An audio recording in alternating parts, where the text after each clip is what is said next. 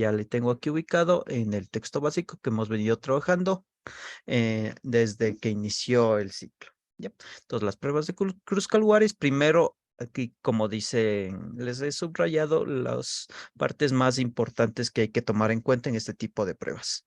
Primero, que realice una prueba de hipótesis de varias poblaciones independientes utilizando la prueba de Kruskal-Wallis. Ya, este procedimiento es similar a las pruebas ANOVA. Entonces, en cuanto ustedes realizaban los ejercicios con las pruebas ANOVA, también podían realizarlos utilizando las pruebas de Kruskal-Wallis. Entonces, para ese tipo de ejercicios también se utilizaría las pruebas de Kruskal-Wallis para todos los ejemplos donde se utilizaba la varianza ANOVA. Ya, se utilizan datos en un nivel de intervalo o de razón. Ya, esto ya lo vamos a comprender más adelante ya con los ejercicios que vayamos a desarrollar. Ya, ¿qué sucede si los datos están en escala ordinal o las poblaciones no se distribuyen de forma normal? Para ese caso se debe utilizar la varianza, el análisis de varianza de una vía por rangos de Kruskal-Wallis. Ya, esta palabrita es bien importante, la de rangos, porque es lo que vamos a ocupar en la clase de hoy para realizar este tipo de ejercicios. Ya, para aplicar las pruebas de Kruskal-Wallis, las poblaciones deben ser independientes. Una vez más, les recuerdo, ¿qué es independiente? Tomemos de ejemplo las tiendas que hemos venido trabajando anteriormente. Entonces, digamos que yo tenía tres tiendas, una panadería, una de verduras y una ferretería. ¿Ya? Entonces, ¿cómo sé que son independientes? Por decir las ganancias. La, la panadería, digamos que tiene unas ganancias de 1,500 mensuales. La de verduras tiene 1,000 mensuales y la ferretería 800 mensuales. Ya, no porque la panadería vaya a ganar más, es decir, si el siguiente mes gana $2,000, no por eso las otras tiendas deberían ganar menos o deberían ganar más. A eso se refiere independientes. Cada uno se encarga de sus propios asuntos, podemos decirle. Entonces, la ganancia de estas tiendas va a depender única y exclusivamente de los clientes y del servicio que ofrezca. Entonces, depende de cada uno para ver si ganan más o ganan menos. A eso se refiere independientes, que no tienen nada que ver una tienda respecto a la otra.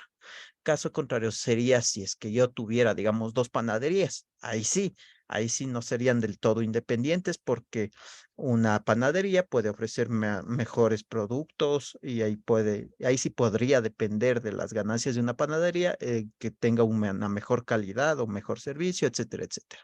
¿Ya? Pero como usamos tiendas distintas, vemos que cada tienda no tiene que ver nada con la otra tienda.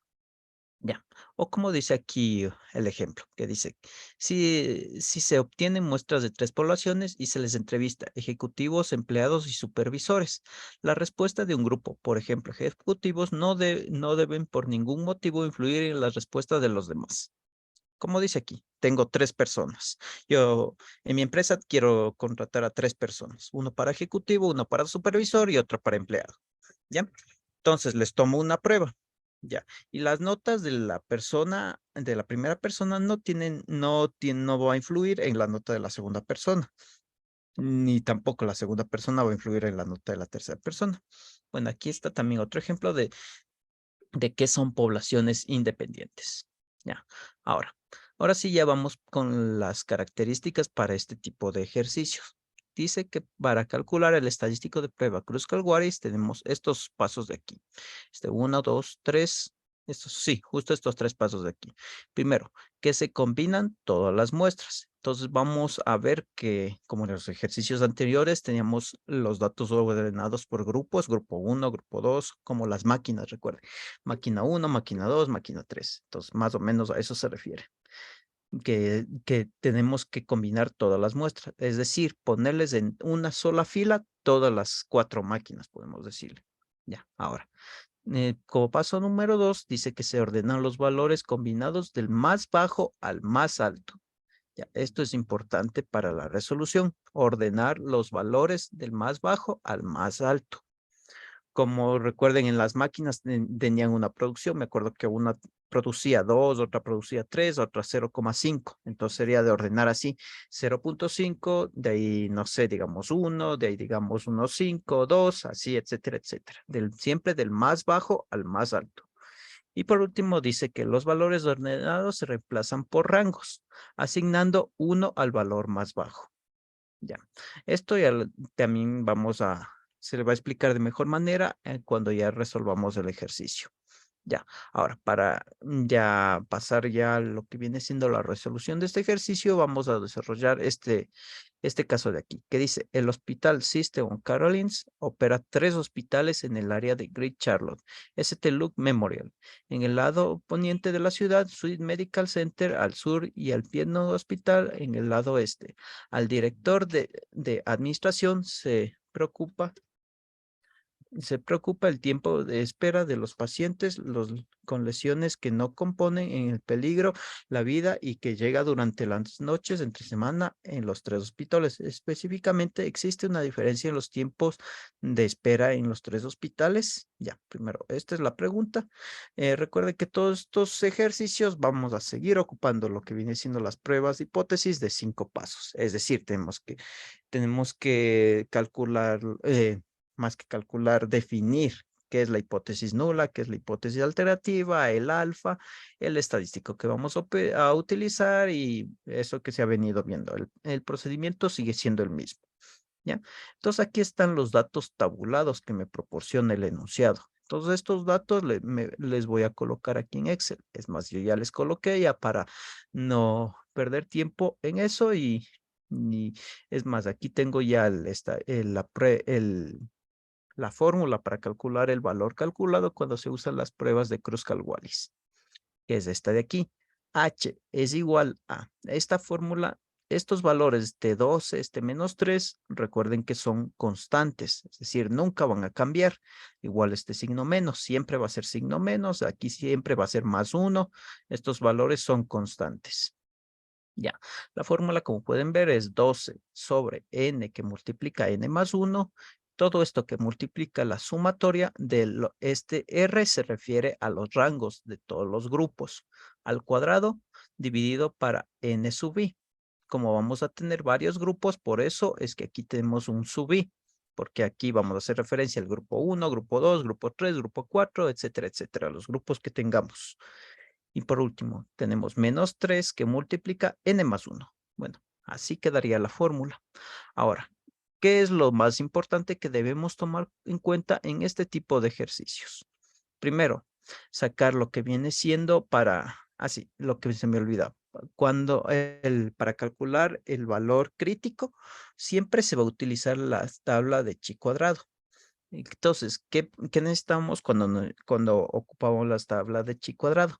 Necesitamos determinar los grados de libertad, denominadas K, el alfa con el que estamos trabajando, y este N es exclusivamente para resolver esta fórmula de aquí. Ya, lo que necesitamos para el valor crítico es estos dos valores, el K y el alfa. Ya.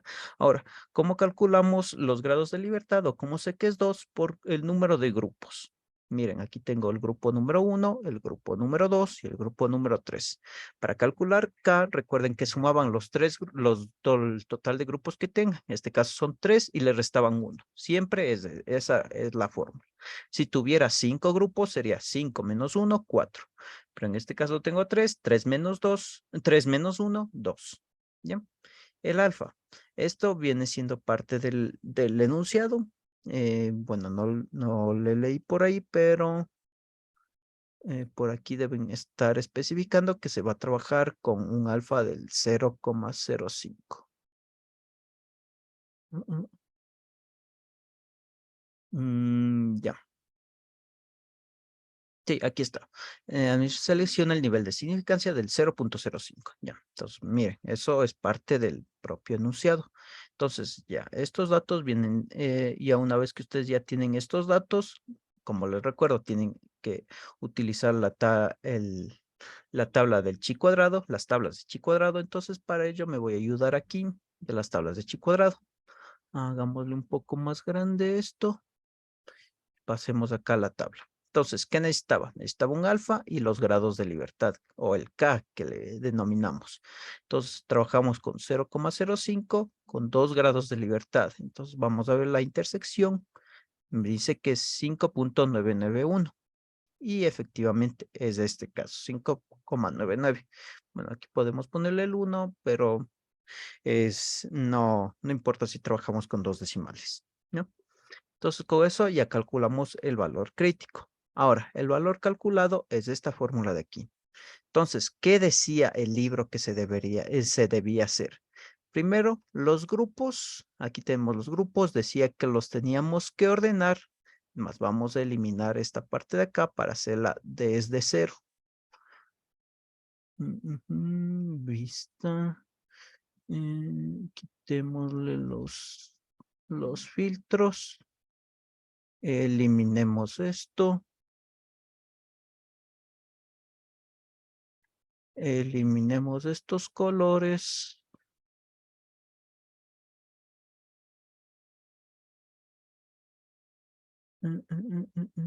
Sin relleno. Ya, listo. Ya. Ahora, ¿cuál es el primer paso que decía? Que tenemos que los grupos ordenar, o sea, colocarles todos en una sola fila. Es lo que decía, unir los grupos de todos los, o unir todos los elementos de los grupos. Eso nos decía en el paso número 1. Entonces, es lo que vamos a hacer. Entonces, aquí, copiar, pegar, copiar, pegar, copiar y pegar. Listo. Entonces, hasta aquí cumplimos el paso número 1, que era unir todos los elementos en una sola fila o en un único grupo. ¿Ya? Ahora, adicionalmente, para continuar ya con los pasos de más adelante, vamos de una vez a ponerles un identificador. ¿A qué se refiere esto del identificador?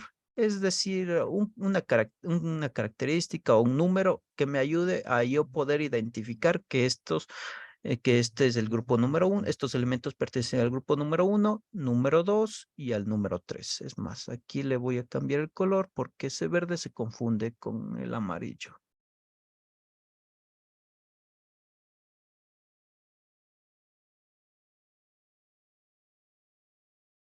Listo. ¿Ya? Entonces ya ahí tenemos los 3 grupos. Ya.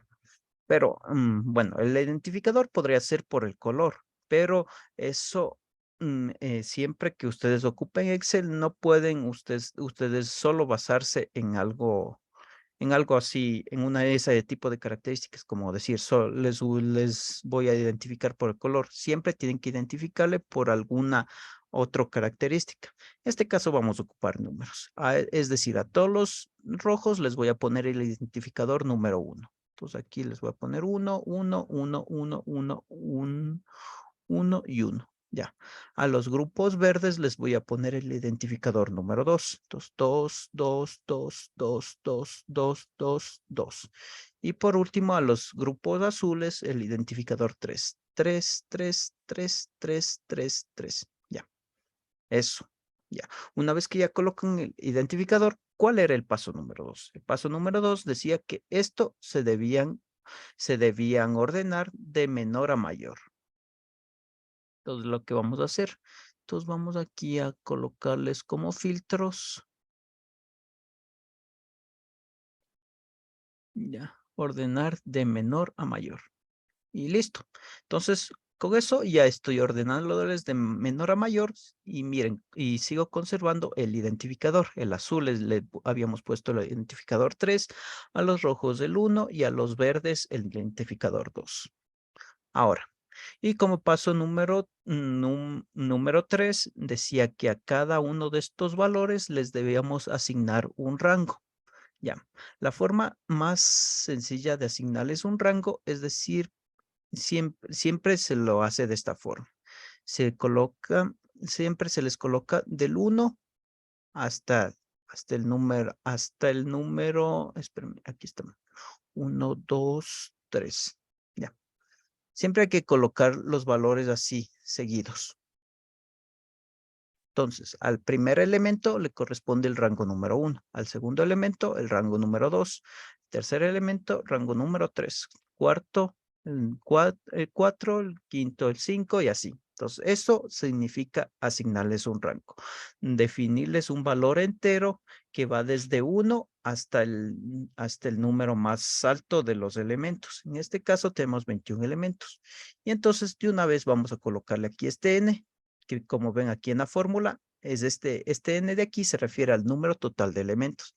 Es decir, aquí ¿cuántos tengo? 1, 2, 3, 4, 5, 6, 7. Entonces sería 7 más 8 más 6 me da 21.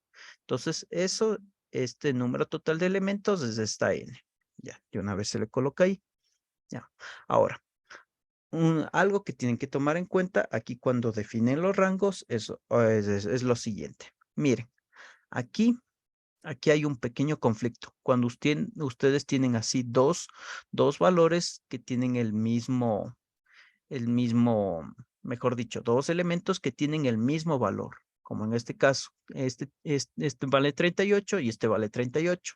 Entonces, cuando ustedes tienen este caso de aquí, ustedes no pueden dejar así como este valor tiene el rango 1, este valor el rango 2, este valor el rango 3. Lo que ustedes deben hacer en este caso es ver cuántos elementos se repiten. En este caso son 2. Y aquí a este se le debería asignar el 2 y este el número 3.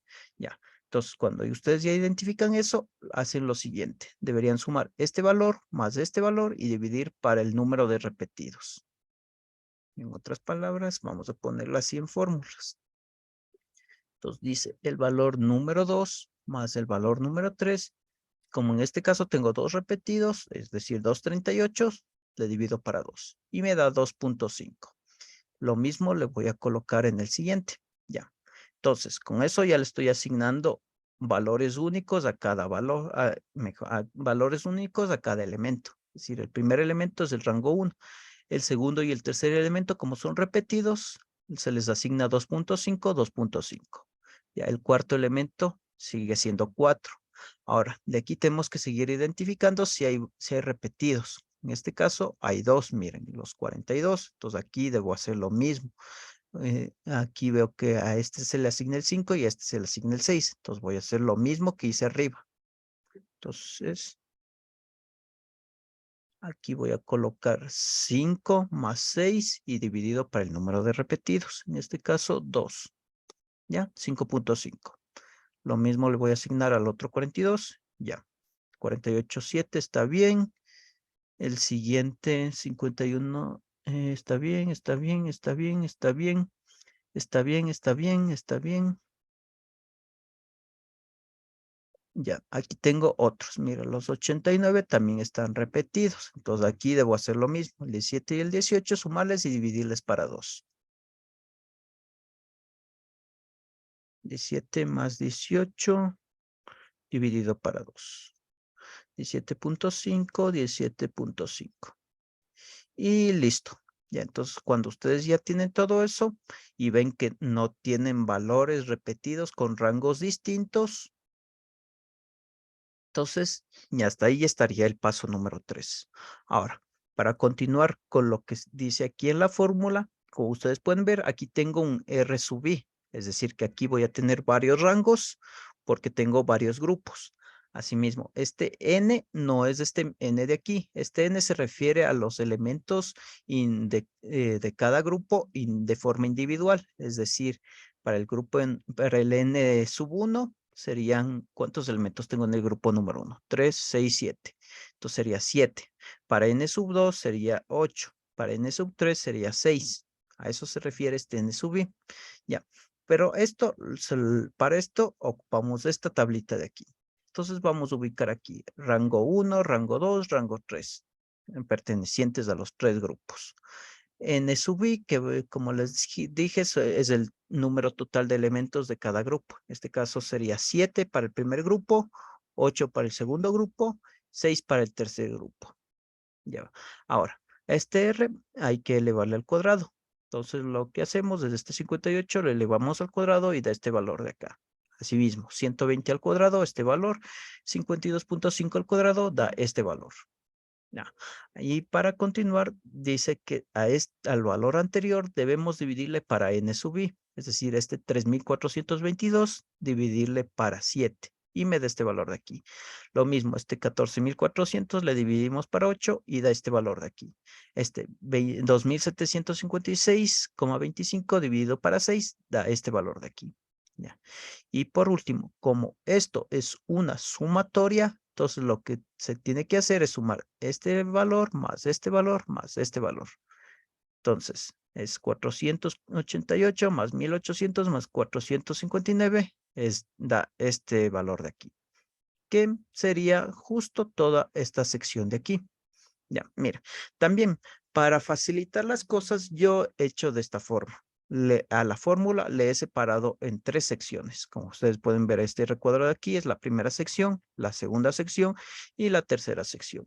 Esta parte sí la hice yo para que se me faciliten las cosas. Entonces, aquí está. Este es el primer recuadro, este es el segundo recuadro y este es el tercer recuadro. Con su fórmula, aquí vamos a hacerlo un poquito más grande, con su fórmula correspondiente. Miren, para yo sacar la parte número 1, debo hacer 12 dividido para n, que multiplica n más 1. Es decir, en este caso, 12 dividido para 21, que multiplica 21 más 1. Ese valor de aquí me da 0,2597 con estos decimales. Ya. Para la parte número 2 es exactamente lo que habíamos determinado aquí. Miren, es esta sumatoria. Y para la parte número 3 dice que tenemos que poner menos 3 que multiplica a 21 más 1. 21 más 1 da 22. 22 por 3, 66. Y aquí me da un número negativo por este menos. ¿Ya? Ahora, una vez que tengo las 3 secciones, miren esta parte de aquí. Dice que la primera sección se debe multiplicar por la segunda sección y lo que me salga le debo sumar la tercera sección. Por eso es que yo le dividí aquí en 3. Entonces lo que se está haciendo, mire, multiplicar la primera sección por la segunda sección y lo que me salga le sumo la tercera sección. ¿Por qué le sumo y no le resto? Porque en esta parte de aquí ya estoy incluyendo el signo negativo. Por eso es que no le resto y le estoy sumando. Entonces, una vez que ustedes ya hacen todos los cálculos correspondientes, les da este valor, 5,3835. ¿Ya? Entonces, ese va a ser el valor calculado. Recuerden que el valor calculado siempre se obtiene de la fórmula del estadístico que estemos ocupando. Ya, una vez que ya tienen el valor calculado y el valor crítico, así, adicionalmente, faltó definir que se tiene que poner a que la hipótesis nula y la hipótesis alternativa. En este caso, la hipótesis nula decía que los tiempos de espera para los 3 hospitales son los mismos. La hipótesis alternativa, todo lo contrario. Como ustedes pueden ver, aquí no necesitamos ninguna fórmula. Solo necesitamos designarles en letras. ¿Ya? Entonces, ya una vez que ya tengo el valor crítico y el valor calculado, primero el valor crítico le ubico acá, en verde en este caso, es 5,99. Todo lo que esté, siempre va a tener esta forma, estos ejercicios. Todo lo que esté a la derecha va a ser mi zona de rechazo, esta zona marcada es la zona de rechazo. Y todo lo que está a la izquierda va a ser mi zona de no rechazo, es toda esta parte de acá. Ahora, una vez que ubiqué la zona de rechazo y la zona de no rechazo, veo mi valor calculado. En este caso, más aquí a la derecha, 5,38. Ese 5,38 está más a la izquierda que 5,99. Recuerden que aquí es el 0. Todos estos valores siempre van a ser positivos. No voy a tener valores negativos. Ya, entonces, y veo que cae la zona de no rechazo. ¿Qué se hacía cuando cae la zona de no rechazo? Tengo que hacer esto. Tachar H sub 1 y quedarme con H sub 0 como posible respuesta. ¿Ya? Entonces, podemos decir que ya haciendo los cálculos correspondientes, que los tiempos de espera para los 3 hospitales son los mismos. Entonces, la conclusión sería que no se debe rechazar la hipótesis nula y los tiempos de espera para los 3 hospitales son los mismos. ¿Ya? Entonces, así ustedes deberían resolver este tipo de ejercicios. Ya. Adicionalmente, vamos a revisar o un ejercicio más. Acá, el siguiente, justo este de acá. Ya. ¿Qué dice este ejercicio? El gerente del banco regional State with Finance Bank le interesa el número de transacciones en cuentas de cheques de 4 de las sucursales del banco. Cada sucursal elabora muestras aleatorias de ciertas cantidades de cuentas de cheques personales y registra el número de transacciones en cada una durante los últimos 6 meses. La siguiente tabla muestra los resultados con un nivel de significancia del 0.01. Ya, entonces un alfa del 0,01. Y la prueba de Kruskal-Wallis determina si hay diferencias en el número de transacciones en cuentas de cheques personales entre las 4 sucursales. Entonces, aquí dice, determine si hay diferencia. Entonces, primerito, entonces vamos acá. Entonces, bueno, esto también para agilizar, ya le había resuelto. Entonces, aquí tenemos primero que definir la hipótesis nula y la hipótesis alternativa. Entonces, como hipótesis nula, que existe diferencia entre cada sucursal, y como hipótesis alternativa, que no existe diferencia entre cada sucursal. Bien. Ya.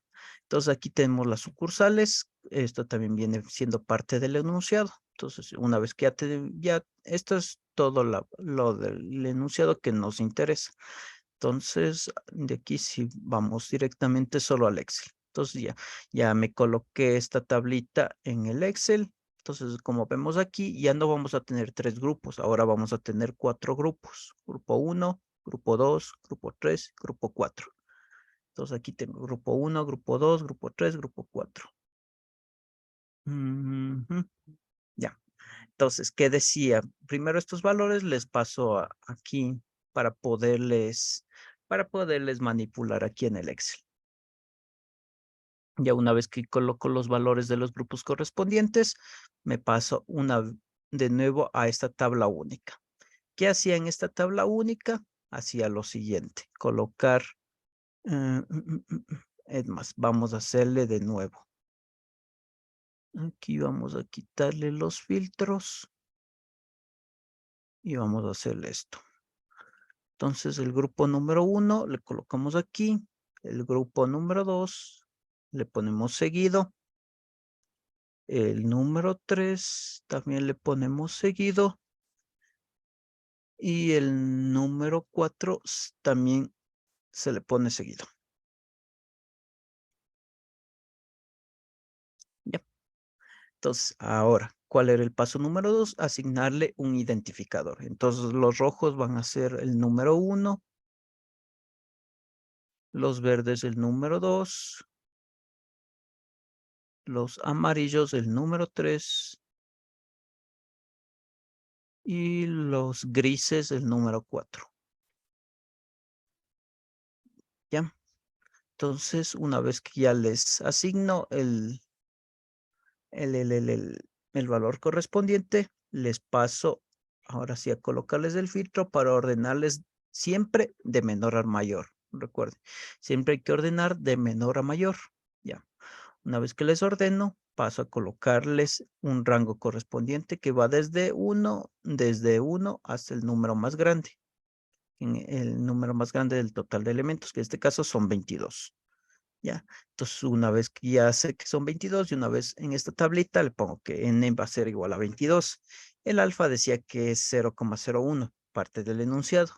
Y k en este caso es 3 porque aquí tengo 4 grupos. Entonces sería 1, 2, 3, 4. Ese sería n menos 1, que en este caso 4 menos 1, 3. Ya, entonces con eso ya lleno aquí. Entonces, de nuevo, ahora el valor crítico es 11,34 porque tengo que ubicar estos grados de libertad y el alfa. En este caso 0,01 y 3. Vamos a ver. Entonces aquí está.